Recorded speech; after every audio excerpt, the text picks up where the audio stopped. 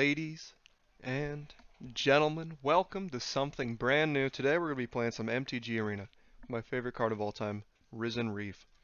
Now, the goal of this whole deck is basically to get Risen Reef into play, and then start popping off with land triggers and card draws.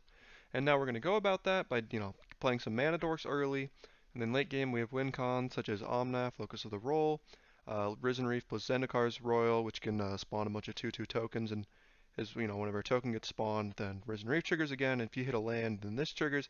So you can really just keep bouncing it. Scampering Scorcher to give all your tokens haste, which is really good with this. Or Craterhoof Behemoth is always a classic with Finale of Devastation. Neoform is a great way to ensure that I hit a 2-drop that becomes Risen Reef.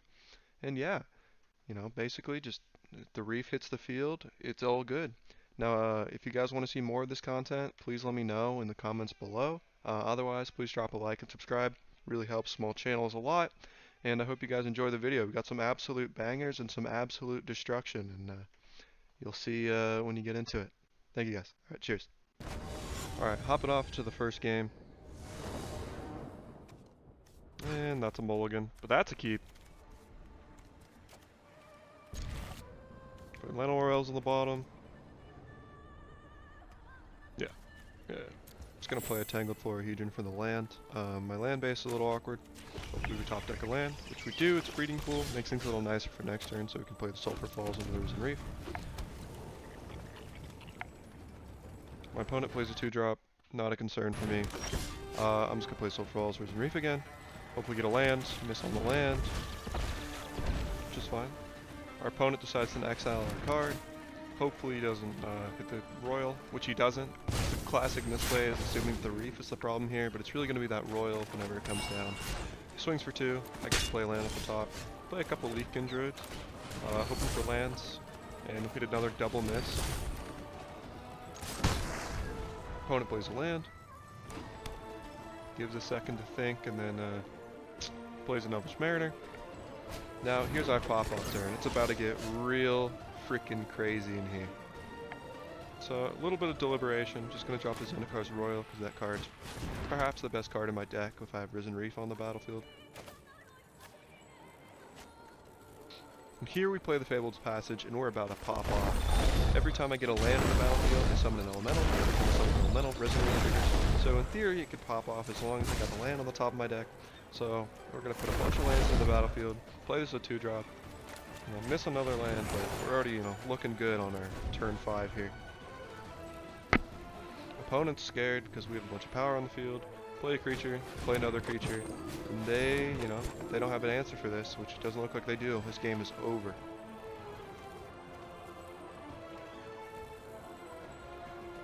And our opponent concedes, and good, because the Craterhoof Behemoth was on the way. Alright, hopping into our second game here. Now, this hand's an absolute keep, except we might get a little mana screwed, but I'm still going to keep it and hope for the best. Opponent plays a Foundry, probably means they're playing some artifacts. I top deck the Stomping Ground, so I like to just go ahead, shock that in, play the Llanowar Elves. Opponent plays another island. Plays these. That thing could probably be a problem if it goes unchecked, but, we're not going to let it get that far. Play a land, get the Risen Reef in the field, hit the ramp. Pass to my opponent, plays another island, plays a Psy Master Thopterist. So we're definitely going to see a lot of Thopters come down pretty soon if we're not careful. Play another land, play an elemental, get a Risen Reef trigger, hit the Zendikars, get another Risen Reef trigger, hit a land. We're ramping beautifully right now.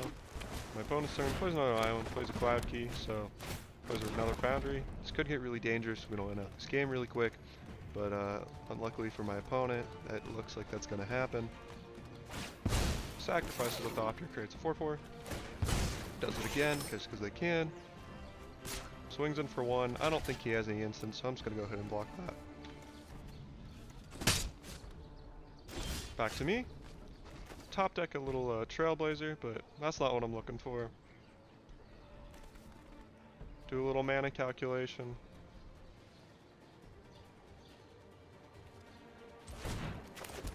And you already know what time it is. It's Craterhoof Behemoth time.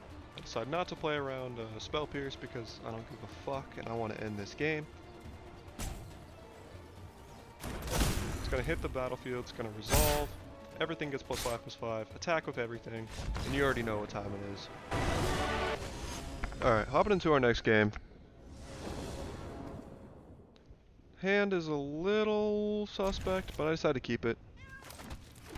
Play a land, tapped. Opponent plays a land, back to me. Play a Leafkin Druid, back to my opponent. Opponent plays a Priest of Possibility. Now that thing is going to be a house.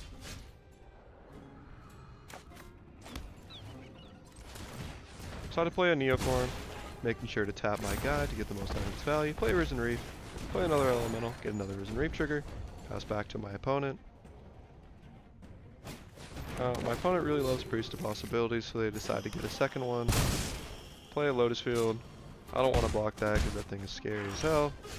Back to me, get another Risen Reef. The Reefs are really rising right now. Get a couple triggers, get a land, get another land. Shotgun a Breeding Pool, tap my thing, get a Neoform for a third Risen Reef. Make my opponent actually start to hate their life. Pass back to them. They cycle.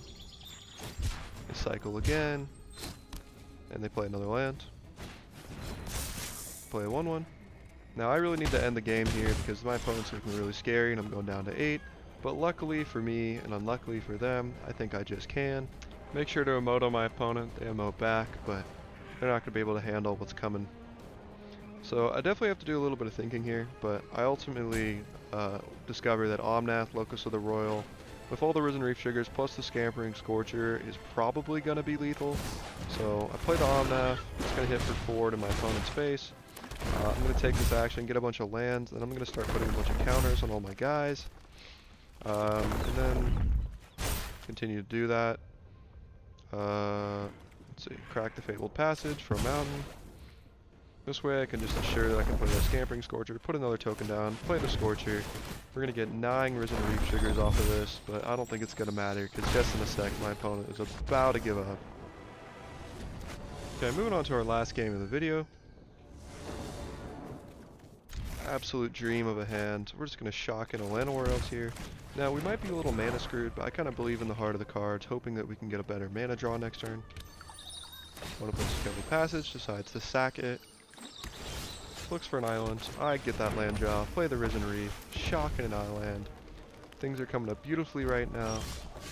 Draw another mountain, play the Tangled, get a Risen Reef trigger, get another land trigger, Neoform it, hit another Risen Reef, proceed to get a land trigger and another draw, swinging for 1. Back to my opponent's turn. It's their turn 2, and I already have actually 6 lands on the field. Sorry, turn 3. Opponent decides to draw 3.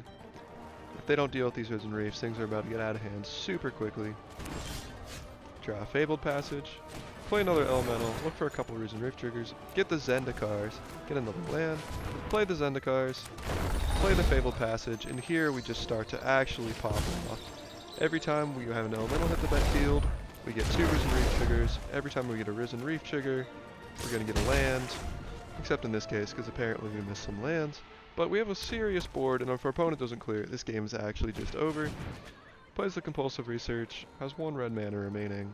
Probably not going to be able to do anything, and it looks like we might just clean up house here.